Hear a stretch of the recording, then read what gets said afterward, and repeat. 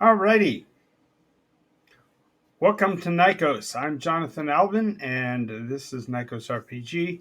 And this is a Game Master Soapbox, but I'm going to try something a little different tonight. I'm not going to be the crazy, random, rambling fella. I'm going to ask you some questions. So, you play RPGs. Great. What about these RPGs? Have you considered any of these? And I'm not talking specifically about the titles because, of course, they haven't all been published yet, and they probably won't be for a while. But I just wanted to talk about the possibilities of the RPG elements that you're currently using.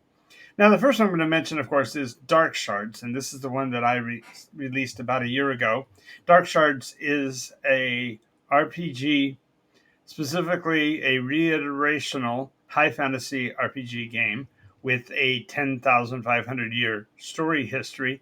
But it's set up so that each game master can run his own story and not be limited by character classes or by standard conventional things like hit points and experience points. I wanted to make it so that we could play a role play game and not get lost in the details. I wanted to make it fun and enjoyable for players who could advance their characters in any course or direction they wanted to go to, but weren't bound to the restrictions and limitations. Now, I heard a lot of conversations from other people saying, well, that's the same thing as the generic universal role play system GURPS from Steve Jackson Games, or perhaps a iterational twist on the uh, Palladium Rifts game, because it also has a bunch of different genres. But in that case, they're of course so narrowly bound that you have to crisscross lines between the different uh, forms and iterations. But in this case, Dark Shards is specifically high fantasy, has all the things you would expect and more, and provides more opportunities for the players. Now, the next one we're going to talk about a little bit is Downshift. And Downshift is one that I've been working on probably are longer than the others, and that is a post-apocalyptic hellscape. The idea is, of course, everybody's familiar with Road Warrior, though some of you may remember the old days with Steve Jackson's Car Wars. The idea here is that post-apocalyptic, searching for resources, trying to survive kind of a world. It exists out there. There's certainly games that do carry it, but there's not a lot in terms of adaptability. And in this case, you can actually build an entire post-apocalyptic culture, including perhaps some dystopias or alternate timeline kinds of things within the post-apocalyptic genre. And again, it's got none of the limitations that other systems have. Let's talk about the next one, Dive Storm. This is a climate change acknowledging dystopia. The idea is that the future has come upon us. The oceans have risen beyond what we already expect, to the point where there's almost no survivable land mass left above the surface. It's all majority water, and so therefore the cultures develop under the water and interact with submarine drone craft and that kind of thing in a torrential, chaotic underwater storm system, based on the fact that the world could end up in a really, really bad mess if the climate change doesn't actually stop at the limits that we seem to think it might. Now we're going to go on to the next one, which is Distant Suns, and this is I was always a big fan of Star Trek, the old series in its original format, which was intended to be a Western in space. Many of the episodes, especially early on, were very similar to storylines you might have seen on Wagons West or Wagons Ho or uh, Big Valley, this kind of thing. But I also appreciate the Firefly storyline. And so being able to create a world where that kind of an environment can be played through, where the culture is familiar, but the mechanics and the mechanisms are considerably advanced, is really appealing. And it's a great way to express role play in an environment you haven't seen before. Dawn Soldiers, of course, we're all familiar with the beginning scenes of Winter Soldier and even Captain America, Wonder Woman. The idea of having a World War II superhero who actually works with the government to stop the evil forces that were available to the world, which means we get to kill Nazis again. This concept is innovative because your superhero limitations are literally what you place on them, and so there you can literally build out a full superhero with unique skills that aren't defined by anybody else's imagination but your own. So it's quite open-ended, shall we say. Now, the next one is a genre we are all rather familiar with, Dread Signs, the idea of a Lovecraftian universe where there are things that are unknowable, and the very concept of trying to get to know them can be deadly dangerous. And the idea that we are on the brink of advances well before what we are dealing with now, but those advances are coming at a great cost. So this is a great RPG environment that is really underrepresented out there. Another one that had its heyday, I suppose, in the D20 modern era. There were several games that had a spy versus spy kind of a feel, and the idea here of deep state allows you to not only bring in all of the classic conspiracy theories that are actually operational in our world today and bring them to reality, but it also gives you an opportunity to go backwards chronologically, run it in a 1960s era. Maybe you do a little French Connection, a little bit of Godfather kind of a feel to it.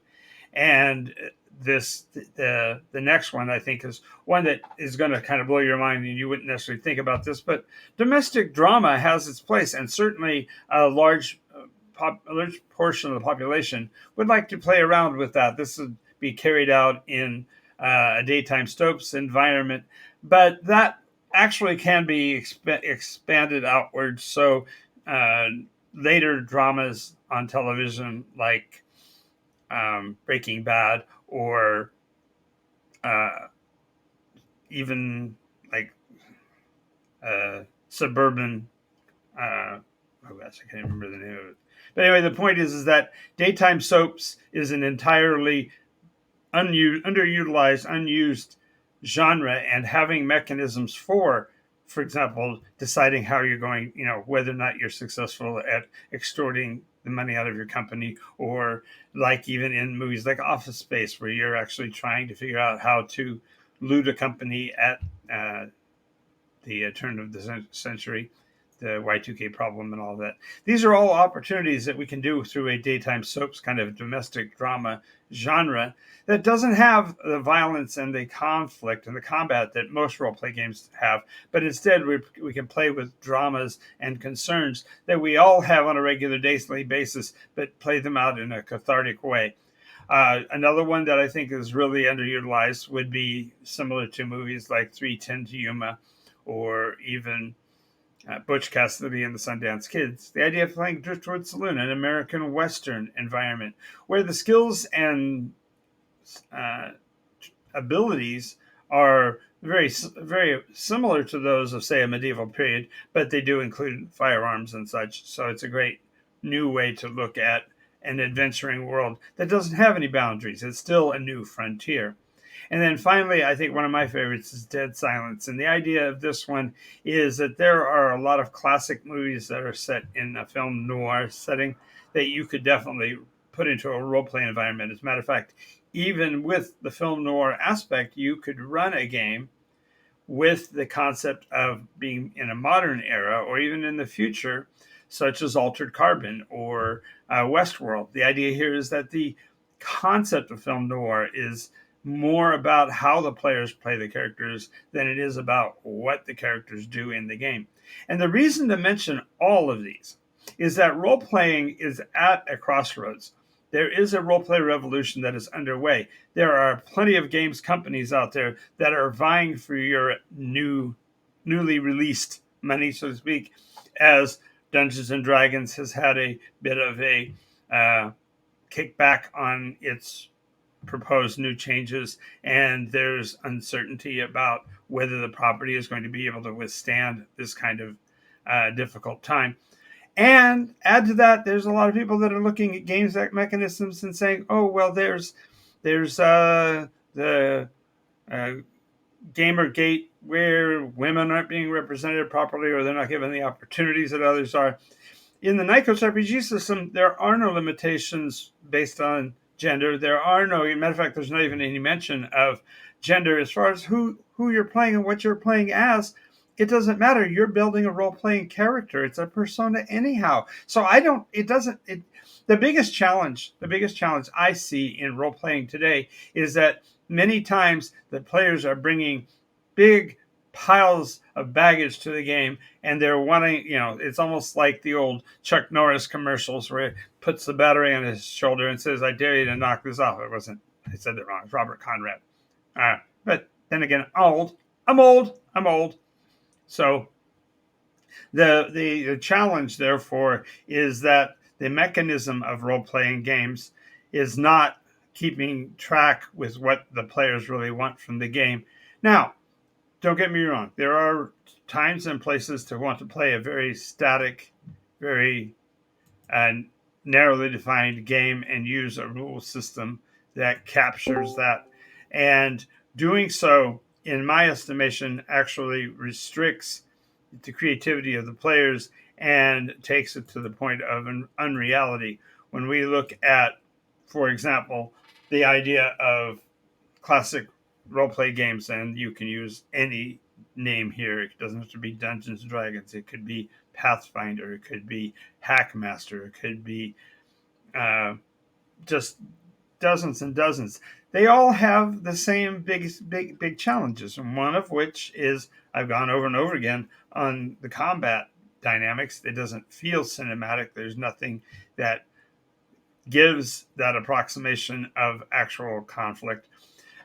But in addition to that, and perhaps more importantly than that, is that the character advancement in almost every other system out there demands the game master to play judge and jury on what the players choose to advance. Certainly the rules do so. You are limited by your class to which skills you can take. You're limited by your race, perhaps, to what classes you can take. And you're not given the opportunity to actually utilize your imagination, because so many of the titles have brand identity in mind. They have visual cues in mind. They've got a certain flavor they're getting across. And each game master is kind of thwarted because they are almost demanded to go into the very pigeonholed format of the frame. And so, for example, I talk about each one of these. I gave examples from movies, and so there's some people going, "Well, these were all cookie cutter, you're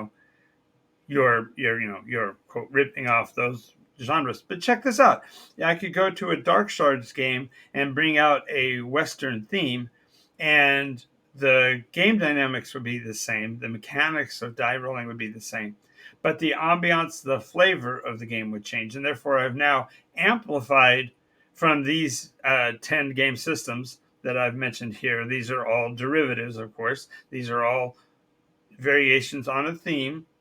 And the specifics that differ between each has to do with the rules limitations, or the rules specifications, I should say. And so, for example, in the case of Dark Shards fantasy setting, everybody's used to standard, warrior class, cleric class, blah. But in this case, you literally get to choose your careers the way human beings do so. And that is whatever we put our emphasis in, or we put into practice, is what we get out of it. So in other words, if we are endeavoring to learn, I don't know, juggling, there's so many variations on what juggling can help us with. There are skills that D&D players don't even necessarily consider it, because they get hand wiped a lot. There's a lot of hand wavium going on, and the magic systems are fluffy and undefinable. Whereas in this system, you can say, well, I want to be specializing in elemental magic, and I wanted to be able to do, you know, the idea of the equivalent of a blast of flame at, you know, level one, and right off the bat, I want to already have that as part of my arsenal. Well, in a open source game, you simply have to have access to the mechanics of that, and therefore the role play of the game is actually rising to the level of expertise in game to accomplish what you're trying to, and it doesn't have anything to do with what the game framework has told you that you can do. You don't have to wait till fifth level, if you will, because there are no levels. You're able to begin working towards whatever advancement you want. And I could go on and on. And the reality is, I've gone 20 minutes. I've probably gone about 3 minutes too long. But just realize that when I ask about what games you're role playing, ask yourself the question: what is different about the game you're playing this month to what you played last month, last year, the last decade? If you are familiar with one game system and you play that one game system extensively, you'll be really good at it. I played Dungeons and Dragons for very nearly 50 years. And my reason for transiting away from it is that there are so many more stories to tell. I mean, I consider myself to be a young man, and we've got 10 game systems. Can you imagine if you got to play for 10 years in each of these game systems? I mean, it would be mind boggling what kind of new creativity we could have, even if we simply merge, say, two or three of these together. You might be doing a superheroes in an underwater environment that is actually in post-apocalyptic decline. So maybe your submarine sprung a leak, and you got to figure out how you're going to deal with that. There's so many new dynamics, nuances, and opportunities when you have a generic system, so that the rudimentary rules are the same no matter which mechanism. Now, again, comparisons to the systems that were built specifically to be generic isn't this isn't meant intentionally to blur the lines. It isn't intentionally meant to give your ranger the ability to use a machine gun. It has to still be dependent upon the story that you're wanting to tell. But by letting the players know which rules mechanism, which subsystems, which these are called system books in the NycosRPG system, RPG process. If you tell your players we're playing in the Dark Shards environment, we're using the Dark Shards rules, they know that it's going to be a standard fantasy setting, so they have presuppositions they can make about what they might want to do in that frame. But if you said instead we're going to be doing dread signs, even without them having a copy of the rules in their hands, they already have an idea of what they're envisioning they would like to do in game, and are then able to build their persona out in that direction. So I just want you to think about, when you are going to play a role play game, what system are you using? What limitations are you putting yourself under? And perhaps consider awakening your imagination to possibilities beyond the ones that you're currently using. If you see any of these in particular that you would be interested in pursuing, let me know, and I'll work on those in basically the order that the player demand goes. The current concept is Dark Shard is now complete. You can actually purchase it at lulu.com. Just put in NycosRPG and my name, and you'll be able to find the book. The enhanced edition is, I think it's 140, 150 pages with index and table of contents that can find your way around them really quickly. And the system is intuitive. There's more about this now. Of course, I've done a ton of videos on how to play role-play games and how to play NycosRPG in particular. So I'm not going to go into any of that. But the point here is, consider what you're playing, and literally it's really a matter of deciding what you want. What kind of creativity do you want to engage in? What kind of imagination direction would you like to go in? And every player is going to have their choices. And so game masters, get prepared, because with this new roleplay revelation, the players are not necessarily going to be satisfied with the same old, same old. Maybe they want deconstructionalism. Maybe they want a ease of play. Maybe they want more cinematic RPG combat. Well, NycosRPG is your place. So I'm going to go now. It's Jonathan Alvin, NycosRPG, and we've been talking about what genre you've been playing in your role play game. I'm on Twitch every night at 11 p.m. So if you haven't yet, make sure you follow the show so you'll know whenever those new releases come out. And if you liked what you saw, please give us a like and give us if you would, subscribe to us on YouTube at NycosRPG. If you didn't like what you've seen, thank you for your time nonetheless, and I will see